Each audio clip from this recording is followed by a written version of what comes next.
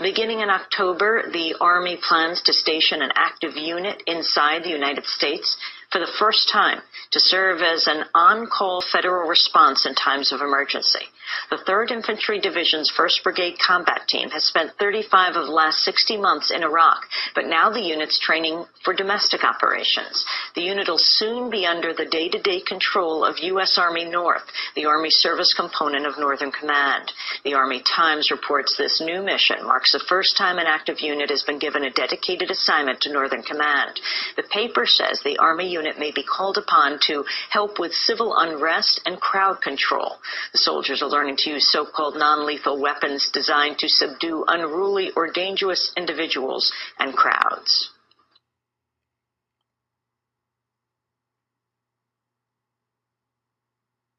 I had a woman in the wake of Hurricane Katrina. I had a woman, I've never really said this in public out loud in front of a lot of cameras, and there's a lot of cameras in this room now.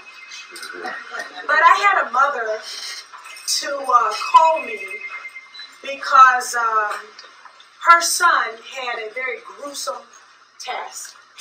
Her son's charge by the Department of Defense was to process 5,000 bodies that had received a single bullet wound to the head. And these were mostly males. And her son was afraid to talk because he had signed a silence agreement. So he only complained to his mother. But the data about these individuals was entered into a Pentagon computer. And then reportedly, the bodies were dumped in a swamp in Louisiana.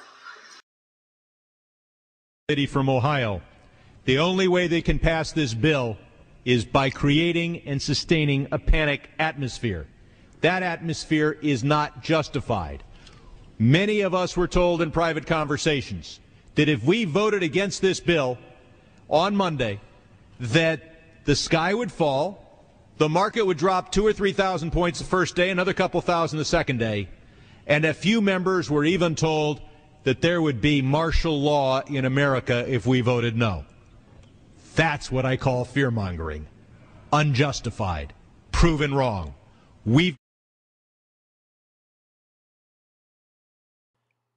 Our armed forces are no longer our own.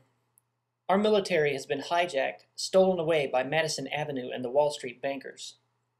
Joseph Goebbels, Hitler's chief propagandist, would rise up from his grave and do a proper Nazi salute if he could just see one of our armed forces commercials. None are more hopelessly enslaved than those who believe they are free. It's time for the sleeping giant of American liberty to rise up and have a nonviolent revolution and say we've had enough of this militarism, we've had enough of this police state, we've had enough of these threats of martial law on our congressmen unless we give bankers $700 billion of our tax money. Complacency, apathy, and the feeling that we are weak and insignificant is our enemy. It's time for people to stop and wake up. If you don't stand up against tyranny, you deserve exactly what you get, more tyranny. Most people won't even care until there's tanks on the street. By then it'll be way too late for a nonviolent revolution.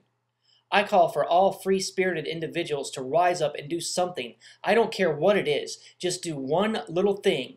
Many hands make light work. We can still change this thing.